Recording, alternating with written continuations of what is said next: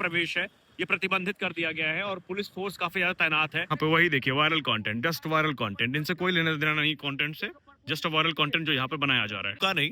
तो आप देख सकते हैं कि ये उत्तर मध्य रेलवे लिखा हुआ है और आप बिल्कुल सामने देख सकते हैं कि रेलवे प्रदर्शनी और टिकट काउंटर, रुकने की प्रॉपर व्यवस्था है। यहाँ पर आप सामने देख सकते हैं कि बाकायदा आपको एक फोल्डिंग दी गई है, एक बेडशीट दिया गया है और ब्लैंकेट भी यहाँ पर मुहैया करवाया गया है। तो भैया स्वागत है आपका एक नए व्लॉग में। हमने कुछ समय पहले एक इंस्टाग्राम पे अपडेट दी थी कि माघ मेला में आपको अलग अलग प्रदर्शनियां देखने को मिलेंगी अलग अलग विभागों की। अब उसमें कलाग्राम की बात हुई थी और बहुत सारे जो अलग अलग प्रदर्शनियों की बात हुई थी, लेकिन एक प्रमुख अपडेट जो आई थी वो उत्तर मध्य रेलवे या खाली रेलवे को लेकर आई थी, जहां पर कहा गया था कि रेलवे के तरफ से इस बार माघ मेला में एक बड़ी प्रदर्शनी का आयोजन किया जाएगा, लेकिन लोकेशन उस समय नहीं बताई गई थी। तो हम आपको बताते हैं। मेरे पीछे आप देख सकते हैं इस समय हम लोग खड़े हैं परेड ग्राउंड में, जहां पर परेड ग्राउंड में रेलवे की जो प्रदर्शनी है उसको बनाए जाने का कार्य जो है वो लगातार जारी है। अब यहाँ पर आपको बेसिकली भाप वाले इंजन से लेकर के जो मॉडर्न इंजन है इनके मॉडल्स देखने को मिलेंगे। रेलवे से संबंधित बहुत सारी जानकारियां यहाँ पर प्रदर्शित करी जाएंगी और बाकायदा यहाँ पर एक टिकट काउंटर की भी जो व्यवस्था है वो करी गई है। अब ये फंक्शन कैसे करेगा, ये ऑपरेशनल कैसे होगा, इसको देखना काफी इंटरेस्टिंग होगा, लेकिन उम्मीद है कि जब माघ मेले की शुरुआत होगी तो उस दौरान इसको ऑपरेशनल कर दिया जाएगा। हालांकि अचानक से हमारी नजर पड़ी और हमने इसको शूट करने का निश्चय किया।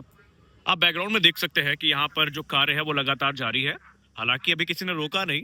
तो आप देख सकते हैं कि ये उत्तर मध्य रेलवे लिखा हुआ है और आप बिल्कुल सामने देख सकते हैं कि रेलवे प्रदर्शनी और टिकट काउंटर, तो यहीं पे इसका निर्माण किया जा रहा है। हालांकि अभी कुछ खास दिखाने के लिए है नहीं इस जगह पर। आप देख सकते हैं कि उधर टिकट काउंटर जो है वो आपको देखने को मिलेगा, वो है टिकट काउंटर। और हो सकता है अंदर जो है अलग अलग मॉडल्स हमें देखने को मिल जाएं जो कि रेलवे से संबंधित हो। तो यहाँ पर आप देख सकते हैं सामने की जो कार्य है इस समय जारी है और जो पूरा का पूरा प्रांगण है वो तैयार किया जा रहा है। हालांकि इसके ऑपरेशनल होने में टाइम है। यहाँ पर अलग अलग जो चेंबर है वो बनाए जा रहे हैं। अब इनका उद्देश्य क्या है वो तो हमें भविष्य में पता चलेगा, लेकिन कुल मिलाकर के रेलवे का जो इनिशिएटिव है वो काफी अच्छा है और ये सब कुछ आपको परेड ग्राउंड में देखने को मिलेगा, जहाँ पर रेलवे से संबंधित जो जानकारी है, जैसे भाप वाले, मैंने पहले भी कहा, भाप वाले इंजन से लेकर जो मॉडर्न इंजन से, वो सारे यहाँ पर प्रदर्शित किए जाएंगे। तो आइए और एक्सप्लोर करते हैं दूसरी जगहों को और देखते हैं कि तैयारियां कैसी चल रही है। हालांकि भूमि आवंटन की बात करें तो दुकानों का आवंटन जो है वो कल नहीं 26 दिसंबर को पूरा हो चुका है और यहाँ पर दुकानें लगनी भी सामने शुरू हो गई हैं। वो पूरा इलाका जो है वो दुकानों का है। अगर आप महाकुंभ आए थे तो आपको याद होगा। बाकी यहाँ पर जो अभी फुटपाथ पर अगर आप देखेंगे तो दुकान आपको नित्य ही देखने को मिल जाती है, इसमें कुछ नया नहीं है। जहाँ पर खिलौने से लेकर के मूर्तियां या दूसरी चीजें आपको देखने को मिल जाएंगी। और सामने ये मनकामेश्वर मंदिर रोड है, सीधा अगर आप चले जाएंगे तो ओल्ड नया नैनी ब्रिज और मनकामेश्वर मंदिर जो रोड है वो देखने को मिलेगी।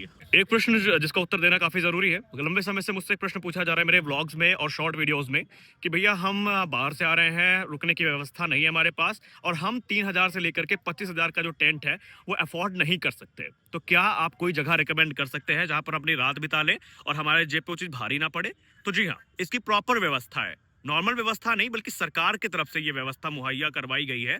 आप मेरे पीछे देख पा रहे होंगे, अगर दिख रहा हो तो जन आश्रय स्थल बनाया गया है। और यह जन आश्रय स्थल कहाँ पर है? ये है बड़े हनुमान जी मंदिर वाली रोड, मेन रोड, जहां से आप बड़े हनुमान जी मंदिर की तरफ जाते हैं। और यहीं पर सामने आपके शंकर विमान मंडपम देख पा रहे होंगे, यहाँ से दिख भी रहा है। और इस मेन रोड से जब आप इधर आएंगे तो बिल्कुल सामने सेक्टर नंबर 3 पे ये मेन रोड है और इसी के बिल्कुल सामने सेक्टर नंबर 3 पे जन आश्रय स्थल बनाया गया है जो कि सेक्टर नंबर 3 पर है। और मैंने जब बात करी तो फिलहाल के लिए कोई चार्ज यहाँ पर नहीं लग रहा है। आप यहाँ पर आएंगे, आपको अपना आधार और फोन नंबर, ये दो चीजें कंपलसरी हैं। आधार और फोन नंबर दो चीजें कंपलसरी है। इसको लेने के बाद आप यहाँ पर रजिस्टर करवा कर एक रात रुक सकते हैं। जहां तक मैंने पता किया अभी फिलहाल कोई चार्ज नहीं है। भविष्य में अगर कोई चार्ज होता है तो वो काफी मिनिमल होगा। मतलब वो नहीं कि जो आप वहां पर क्षेत्र में एक रात का 3,000 से लेकर 25,000 देते हैं, वो बिल्कुल भी नहीं है। यह व्यवस्था काफी अच्छी है और ये भी नहीं कि टेम्परेरी व्यवस्था है, आपको बहुत दिक्कत होगी, जी नहीं, रुकने की प्रॉपर व्यवस्था है। यहाँ पर आप सामने देख सकते हैं कि बाकायदा आपको एक फोल्डिंग दी गई है, एक बेडशीट दिया गया है और ब्लैंकेट भी यहाँ पर मुहैया करवाया गया है। व्यवस्था की बात करें तो टेम्परेरी व्यवस्था बिल्कुल भी नहीं है। आप देख सकते हैं कि प्रॉपर जो फोल्डिंग्स हैं वो लगी हुई हैं और यहाँ पर जो बेडशीट है, ब्लैंकेट है, पिलो है, ये सारी चीज़ें आपको मुहैया करवाई जाती हैं। तो आप पर नाइट के हिसाब से इस जगह को ले सकते हैं और यहाँ पर आप रात बिता करके जा सकते हैं। तो अगर आप कहीं बाहर से आ रहे हैं और आपको रुकने की दिक्कत है तो आप जन आश्रय स्थल में आकर के निस्संदेह अपनी रात बिता सकते हैं। तो आई होप कि आप में से बहुत सारे लोगों की जो प्रॉब्लम है वो सॉल्व हो गई होगी। और भी दिखते हैं व्यवस्थाएं, मैंने कई बार आपको अवगत करवाया। अगर आप वीआईपी टेंट चाहते हैं तो फिर भाई अरैल घाट है, अलग अलग सेक्टर में आपको वीआईपी टेंट की सुविधा भी है, मुहैया करवाई गई है। लेकिन अगर आप अफोर्डेबल प्लेस चाहते हैं तो this is one of the best. Location एक बार फिर से मैं दिखा दूं क्योंकि मैं चलता चला जा रहा हूँ। आप सामने देखेंगे तो यहाँ पर ये बोर्ड लगा हुआ है बड़े हनुमान जी मंदिर का, आप देख सकते हैं। और यहाँ से बड़े हनुमान जी मंदिर वाली रोड है और सुलभ कॉम्प्लेक्स के बिल्कुल सामने आपको जन आश्रय स्थल देखने को मिल जाएगा। तो ये इसकी लोकेशन है, सेक्टर नंबर 3 परेड ग्राउंड, ठीक है। और इसके बिल्कुल सामने आप देख पाएंगे कि जो रेलवे की प्रदर्शनी है वो भी लगाई जा रही है। तो ये यहाँ के लोकेशन की बात हो गई और इसी प्रकार जो तैयारियां हैं वो लगातार जारी हैं। भाई संगम क्षेत्र में आ गए, हर तरफ इंटरव्यू चल रहा है, हर तरफ आदमी कैमरा लेके, मतलब हम भी उसी लिस्ट में आते हैं, लेकिन टू बी वेरी ऑनेस्ट यहाँ पे चीजें थोड़ी अलग लग रही हैं भाई। लेकिन एक चीज कहूंगा, मैं वायरल कंटेंट के चक्कर में तो यहाँ पे नहीं आया हूँ फिलहाल, लेकिन जो दृश्य है वो अपने आप में काफी ज्यादा अच्छा है। और अगर हम सामने की बात करें तो वहां पर देख सकते हैं कि जो स्नान घाट है, त्रिवेणी संगम, एक्चुअली त्रिवेणी संगम वो आपके बिल्कुल सामने है। वहां पर आपको त्रिवेणी संगम देखने को मिलेगा। और यहाँ पर अब यहाँ पे वही देखिए, viral content, just viral content, इनसे कोई लेना देना नहीं कंटेंट से, जस्ट वायरल कंटेंट जो यहाँ पे बनाया जा रहा है। ये कंटेंट का लेवल है, मतलब दिखाना क्या है, दिखाया क्या जा रहा है। दिखाना है त्रिवेणी संगम और दिखाया जा रहा है बकचोदी। तो ये यहाँ पे चलता है, पूरे संगम क्षेत्र में यही सब चल रहा है, ठीक है। तो उसको हम इग्नोर करते हैं और ये कह सकते हैं कि हॉट स्पॉट है क्रिएटर्स का। सामने बिल्कुल त्रिवेणी संगम आप देख सकते हैं। नौका विहार के जो चार्जेस हैं, चार्जेस को अपडेट किया गया है। बलुआ घाट से लेकर के संगम तक के जो चार्जेस है, ऑलरेडी जो रेट लिस्ट है वो आ चुकी है। और अगर हम 3 तारीख से बात करें तो 3 तारीख से जो महाआयोजन है इसका शुरुआत होना है। और वहाँ पर जो रैंडम इंटरव्यूज हैं वो चल ही रहे हैं, हमको उनसे लेना देना नहीं है, वो मेरा टाइप का कंटेंट ही नहीं है। लेकिन आप देख सकते हैं कि यही वो इलाका है जो इस समय सोशल मीडिया पर काफ़ी ज़्यादा वायरल है। और इनफैक्ट जो बाहर से लोग आ रहे हैं वो इस जगह को एक्सप्लोर भी कर पा रहे हैं। And this is the actual Triveni Sangam, जिसको आप नौका विहार की बात करें तो हर जगह से आपको नाव अवेलेबल हो जाएंगी। जैसे वो सामने है वहां से भी आपको नाव मिल जाएगी और इसके पीछे किला घाट है। सब कुछ आके यहाँ पे देखिए सामने, this is the hot spot. यही है आपका त्रिवेणी संगम, जहां पर चाहे आप किला घाट से बैठे, चाहे आप यहाँ से बैठे, आप आएंगे त्रिवेणी संगम ही। और उसके बाद नौका विहार का जो प्रोग्राम है ये पूरे माघ मेला चलेगा। जो नई रेट लिस्ट है वो अपडेट हो चुकी है। तो अभी माघ मेला को शुरू होने में 1 हफ्ते से कम समय बचा है, लेकिन पर्यटकों का आगमन काफी ज्यादा है। और हम जिस अभी इलाके में खड़े हैं ये कंटेंट क्रिएटर की one of the most favourite locations में से एक है, क्योंकि यहीं पे आपको 3-4 टन मोनालिसा, 5-6 टन साधु बाबा और बच्चे कुचे जो हैं वो नाव वाले मिल जा रहे हैं, जो चाय बेचने वाले, सॉरी। और उनका इंटरव्यू काफी वायरल है। लेकिन यहाँ पर एक इंटरेस्टिंग पर्सनैलिटी है जिनसे हम मिलवाना चाहेंगे, जो आपको सही में इंस्पायर कर सकते हैं। क्योंकि ये सब तो भाई चल रहा है, लेकिन मोटो ब्लॉगिंग हमारे ब्लॉगिंग कम्युनिटी की सबसे रिस्पेक्टेड कैटेगरी में आता है, क्योंकि मोटो ब्लॉगर्स को आमतौर पे काफी रिस्पेक्ट की नजर से देखा जाता है। और अभी हम क्योंकि संगम क्षेत्र में अपनी अपडेट कवर कर रहे हैं, तो हमें एक भैया मिले जो कि सीधा दार्जिलिंग से प्रयागराज आए हैं और यहाँ से गुजरात जाना है, और वो भी हिमालयन बाइक पर। तो आइए आपको उनसे बात करवाते हैं। सामने भैया है, अभी फोन पे बिजी है। ये क्या एक्सपीरियंस रहा तुम्हारा? और भाई से भी हमारे कंटेंट क्रिएटर कहाँ से? सत्यम ऑफिशियल प्रयागराज। तो भाई क्या लगा इंटरव्यू देख के? चाय वो बेचने का मन तो नहीं कर रहा? नहीं, चाय बेचने का फिर तो तगड़े वायरल कर दिया जाएगा लोगों के द्वारा। वायरल भाई, यहाँ पे किलो के भाव मोनालिसा। इस लड़की को आपने देखा होगा जो ये ढकी हुई है, ये बहुत सारे वीडियोस में फीचर हो चुकी है। इनफैक्ट यहाँ पर जितने हैं सारे फीचर हो चुके हैं और लाइन से आप देख सकते हैं। अब दादी जी, भाई दादी जी की उम्र हो गई, वायरल नहीं कर सकते, वायरल नहीं होंगी, नहीं हमारे। मैं भी वायरल होऊंगा गाइस, आप लोग का प्यार ऐसे बना रहे। मेरा भी पेज है प्रयागी। अभी एक लड़की इनको प्रपोज करिए ब्याह करने के लिए, लेकिन बीइंग अ कंटेंट क्रिएटर बोल रहे हैं कि हम नहीं कर पाएंगे। भाग बस इतना सा था कि वो चाय वाली बेचने वाली निकल गई। तुम भाई सिंघाड़ा बेचो, तुम सिंघाड़ा बेचो, वो चाय बेच रही, तुम सिंघाड़ा बेचो। ये देखिए लाइन से, ये देखिए इस लड़की को आप पहचानते होंगे, बहुत तेरे इंस्टाग्राम की जो रील्स है उसमें ये देखने को मिली है। और मोनालिसा की छोटी बहन बताई जा रही है ये होंगी। लेकिन मेन चीज जो आपको देखनी चाहिए वहां पर वो ये नहीं है, वो है ये त्रिवेणी संगम, जिसके लिए आप आ रहे हैं। नावों के प्राइस जो रेट है वो अपडेट हो गए हैं और हमने उसको ऑलरेडी अपने इंस्टाग्राम पे दे दिया है। तो आप नए जो प्राइस है उनको देख सकते हैं। और आप किला घाट हो या संगम, दोनों जगह से नाव को लेकर के आप जाकर त्रिवेणी संगम का दर्शन कर सकते हैं।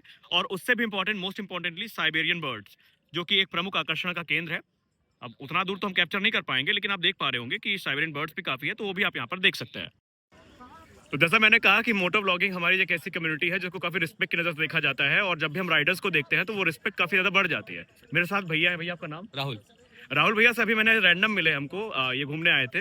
तो ये दार्जिलिंग से प्रयागराज आए भैया। लगभग कितने किलोमीटर का अभी राइड होगी आपकी? दार्जिलिंग से यहाँ तक कम से कम 750 के आसपास। भैया मैं आपसे ये नहीं पूछूंगा कैसा लगा, मैं आपकी कैटेगरी में ही पूछना चाहूंगा। भैया अगर कोई नया लड़का मोटर ब्लॉगिंग शुरू करना चाहता है, और आमतौर पे शुरुआत में आपने की घर से परमिशन नहीं मिलती भाई, इतना लंबा राइड, खतरा होता है रोड में, तो कैसे शुरू कर सकते हैं हम लोग? मैं मेरी कहानी बताऊं तो पिछले 1.5 साल से बिना बताए निकल जाता था। तो कॉलेज से निकल गया, कहीं पे एमपी चला गया, राजस्थान चला गया, मुंबई महाराष्ट्र चला गया। जाने के बाद बहुत बताता कि पापा मैं यहाँ आ गया हूँ।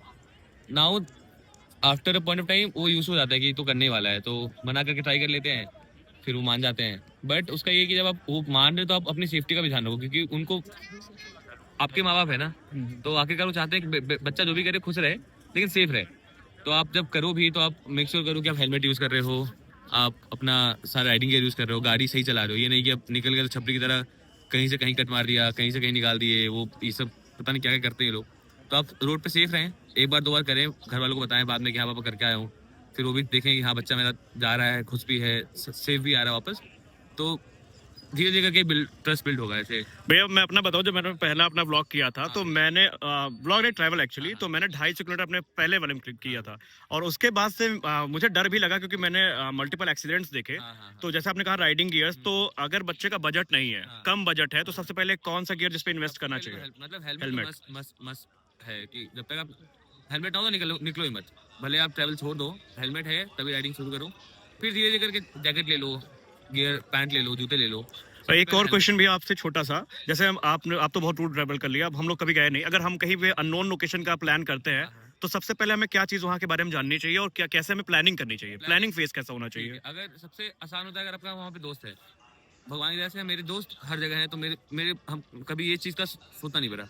लेकिन जैसे आप यहाँ से मांग चलिए, आप दार्जिलिंग चले, तो आप पहला स्टॉप होगा कि दिन भर 500 किलोमीटर कवर करके बिहार में रुकना है कहीं पे, तो बिहार में कहाँ रुक सकते हैं? तो बिहार में पटना अच्छी जगह है, पटना में कौन सा होटल है, ये आप अगर पहले से देख के चलें तो फिर आपका ईजी हो जाता है। टारगेट पता होता है कहाँ पहुँचना है, स्टे पता होता है कहाँ रुकना है, वो बहुत आसान हो जाता है। फिर आप इंटरवल बीच बीच में ब्रेक लेकर के अपना स्टे पहले सॉर्ट कर ले, उस दिन के शुरू में सॉर्ट कर लिया, जब निकलने वाले तब सॉर्ट कर ले, तो वो उससे आसान हो जाता है। चलिए ठीक है, भैया से मिलकर अच्छा लगा। और क्योंकि बीइंग अ मोटो ब्लॉगर, ये मेरे लिए प्राउड मोमेंट है जब एक राइडर को देखता हूँ। अभी परसों मैंने भैया से बता रहा था मैं कि मुझे कॉन्वॉय देखने को मिला था, जहाँ पर BMW और बहुत सारी बाइक थी।